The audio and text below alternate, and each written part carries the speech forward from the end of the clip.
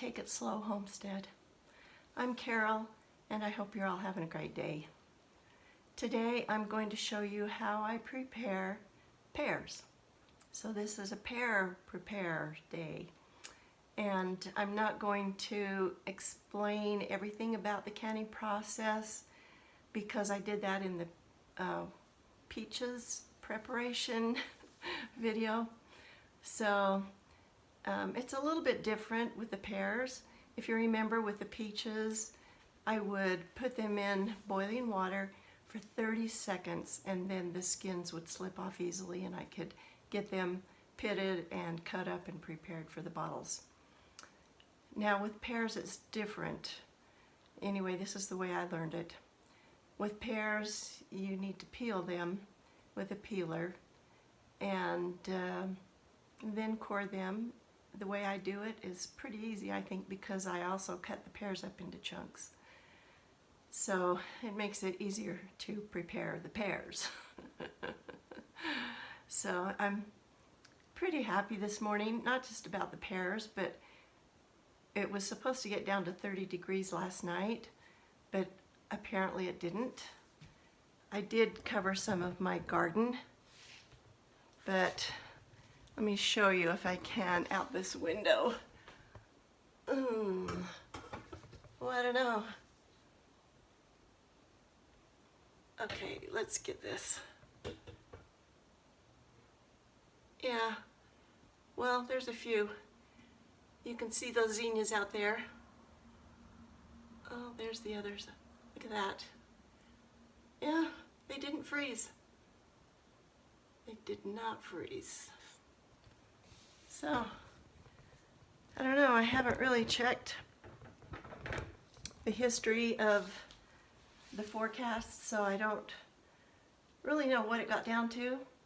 All I know is my plants did not freeze. Yay! So I'm glad about that. Okay, I've started my first bottle of pears. What I like to do, which I neglected to show in the last one on peaches, is that I have my syrup here, and I like to put some in the jar to begin with. Then as soon as I cut up the fruit, I can put it immediately into the jar, and I don't have to like soak it in salt vinegar water or fruit fresh in order to keep the fruit from darkening. I just put it directly in the syrup. So this is what I do first. Wash it off. Pull off the stem, and I usually start on the bottom. Well, not usually, I always start on the bottom. And I go around, if you can see that, in a circle a couple of times, and then I go down the sides. So like this. The first thing I did, if you didn't see that, I went around the top like this a couple of times. Okay, now I go down the sides, like that. If there are any bruises, like there's a little tiny area right there that is a little bit softer, you don't really have to cut those off unless they bother you a lot. So I'm going to finish peeling this one.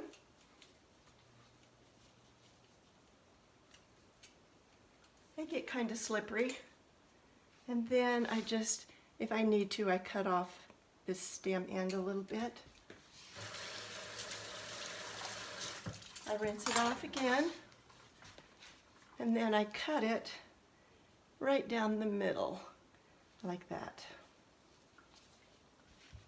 Okay, so this half doesn't have much on it. Just a little bit of the core that I will scoop out like that, chop it up a couple of times, toss it in the bottle. This side, there's a little bit there, toss that in the bottle. Okay, now this half has most of the seeds in it, and also up along here it gets part of the core that is kind of stringy, okay?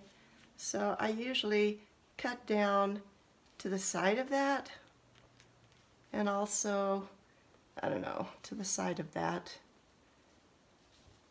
The reason I do that is that most of the seeds and the stringy part are all in this piece, plus the blossom end.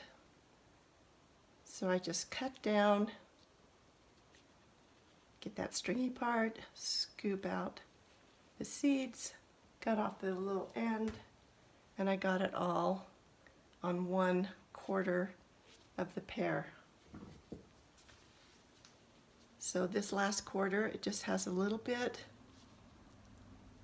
of the core in the bottom. Cut it into chunks. And occasionally I'll stir them around a little bit just to make sure they're completely coated with the syrup. So wash them, pull off the stem. I'll try to show you better here. I go around a couple of times, or it kind of depends on how large your pears are too, as to how many times you want to go around that end. And then this. Okay. I'll just finish this above my scrap container. The chickens will love me forever. They really do like pear peelings. Okay, I found a little bruise right here. You can see that. So you can either peel it off or take your peeler and scoop it out like that. All right. Then take a little bit off that top there.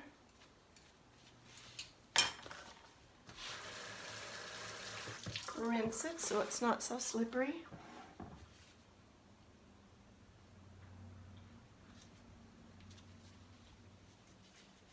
Cut it in half. And I cut down the side. Then I can take out the stringy part of the core, the seedy part, and the blossom end. And then just cut it in chunks. It usually ends up for me about 3 chunks. Here's the other one. This half also has some of the stringy part of the core right there. So I'm just gonna try to go along the side of that so that then I can get it all in one cut on this piece. And then scoop that one out like that. Stir it up a little bit. Make sure that they're all covered with syrup.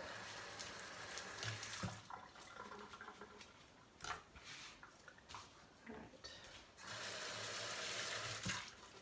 You probably noticed that I'm wearing gloves today.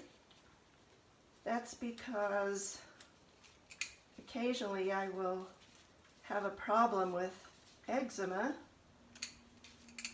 And for those who don't know what that is, it's the same as eczema.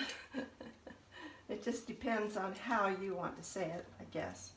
I don't know. I'll have to look it up and see if there's actually a proper way to pronounce that. But anyway, if you've never had it, then you're lucky. When it starts out, your hands start to itch like crazy. They itch so bad that you just want to scratch them to pieces. Anyway, if you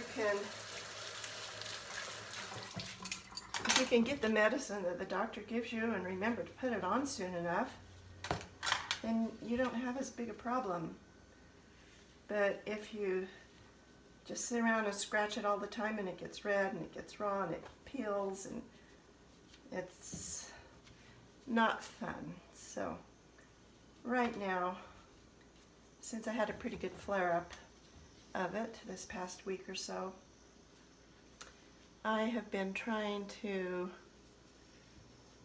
be really careful. See, the thing is, you're not supposed to get your hands wet when you have it. And try doing that. It's quite a challenge. So, trying not to get my hands wet. My daughter gave me some cream to put on them. This is not a paid advertisement, but it's called Gloves in a Bottle. And she gave me that, and she said, put it on, wait a few minutes till it absorbs into your hands, and then put the gloves on, and then put elastics around the wrist of the glove to try and keep it tight, because you know these are not waterproof at the wrist. If you splash water on your hands, it'll just go right into the gloves. So hopefully these elastics will help. Hopefully, unless I poke a hole in the fingers or somewhere, then I'll get water in there anyway. But so far so good, I think. And if I do get water in there, hopefully the cream that I put on, the Gloves in a Bottle, hopefully that will keep the water from irritating my hands. Because it sure would be nice if they would hurry and heal, and then I wouldn't have to deal with it. I could just feel free to do anything I wanted. But you know, it's even hard to go out and sprinkle something in the garden with a hose because I don't want to get my hands wet. It's hard to do the dishes. It's even hard to crack an egg, because when you do that, you usually get some part of the egg on your hands, and then you have to quickly rinse your hands off in water. So I'm telling you, it's been a challenge. But hopefully today I can bottle my pears. I think I can get the last of this one in there. Hopefully I can bottle all of my pears without getting my hands too wet. That's one of the goals for today, is to get these pears bottled. Okay, that looks pretty good. 1/2 inch of headspace. And I like to just take some water and go around the edge. But one thing I've noticed with these gloves is that I can't, since it's not my skin, I can't make it get to that squeaking stage where I know there's no juice or debris, little pieces of pears or whatever on top of that. So I'm going to get a napkin or a paper towel and actually wipe it.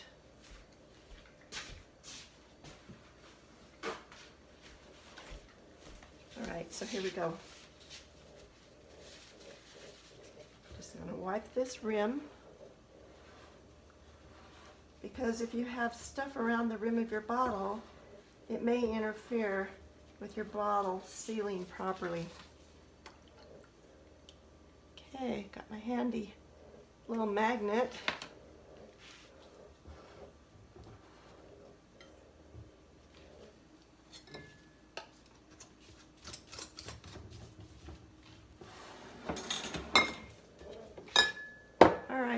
and that's the way I do it.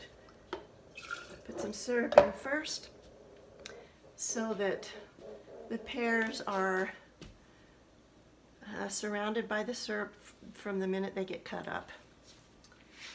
Okay, so there you have it. I hope you get some pears this year, or whatever kind of fruit you want, whatever you like.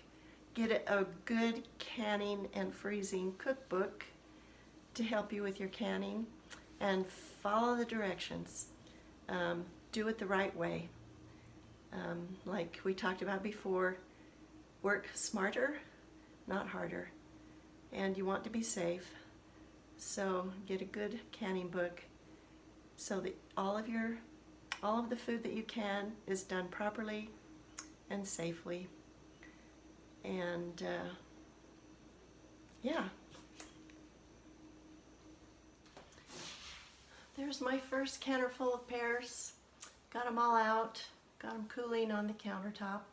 And now I have another 7 bottles that are in the sink, heating up a little bit so that they don't get shocked when they go into the hot water in the canner. So this water is hot tap water.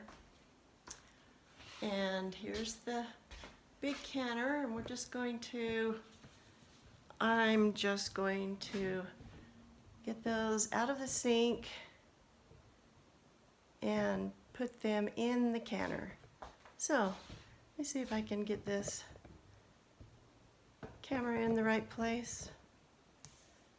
All right, I'm going to turn that back on. I will have to add some more water to this canner to bring the level up just a little bit after I put the bottles in.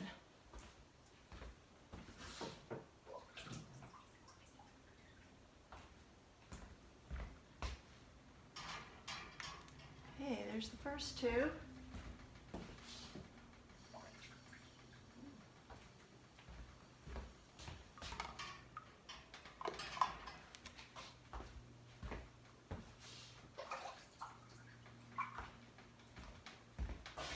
My canner holds 7 quarts, which is pretty average.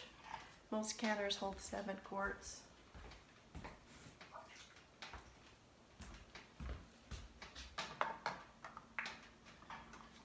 Okay, since the bottles have been sitting in hot water, and there's hot water in the canner that's close to the same temperature as what they were sitting in, it's okay if I go ahead and get those down into the water. I don't think any of them are going to be shocked. And then I'm going to add some more water to bring the level up.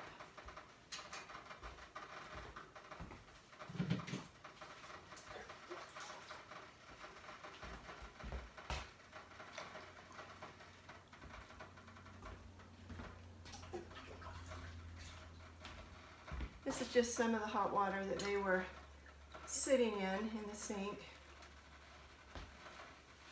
And I'm going to measure with my finger.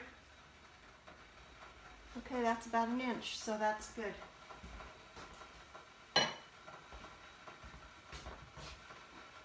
And stove is on high. I can hear it starting to heat up again, so that's good. All right. A few minutes ago I tried unsuccessfully to show you the beautiful zinnias out my window, and they did not freeze. It's funny because I could see them in my camera, but they didn't show up in the video. And so I might try getting those out of there. I don't know. I'll try. But I do want you to see the zinnias, so we're just going to take a walk outside while this is getting hot.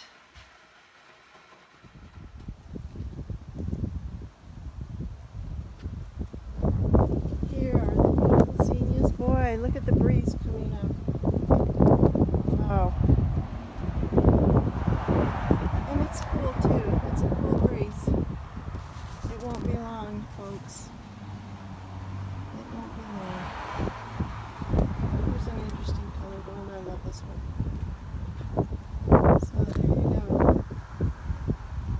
And then I'll take you over here real quick to show you that I have covered up part of my garden. Actually, you can see that the tops of the eggplant did get nipped last night, but the bottom half is pretty good.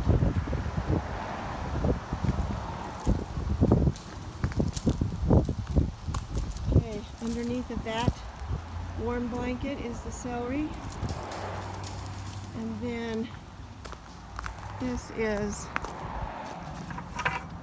my pepper plant under there. If you remember, I showed you that there's a number 10 can under there to protect it from the blanket. And then there's the blanket to keep it warm. And I put this next to it just so that it won't blow off in case we do get a wind.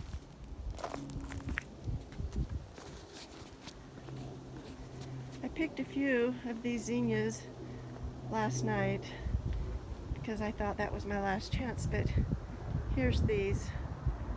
So far so good. And the petunias finally are coming out again. There's a lot of buds on there getting ready to bloom. I don't know if they're gonna have time. There they are. Look, beautiful red petunias. I love that color. One over here. That one's just about done. This is how I covered my green beans. It looks like a little canopy, doesn't it? It's just bits of bread that I had handy, so. And I'm so excited that these guys did not freeze last night. This is pretty cozy under here. Yeah.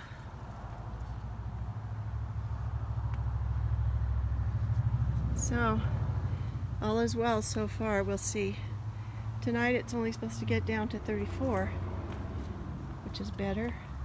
But I'm leaving these on all day today. And then this is some of my tomatoes. I covered up what I could with the last quilt that I had. But as you can see, the other ones back there behind it did not freeze. So, well, and they shouldn't freeze tonight either. And then we should have like maybe a week or so of fair type weather. And then back there is the potato patch. It's kind of hard to see that.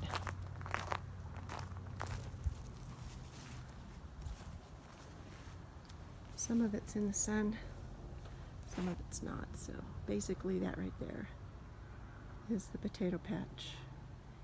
And can't wait. I'm going to be digging those up probably,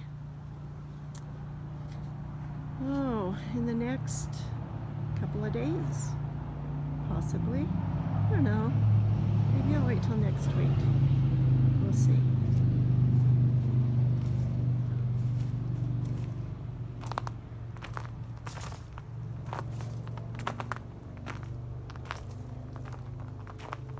Tomatoes. There's my ladder that I had to use to put up my bean canopy. Fun.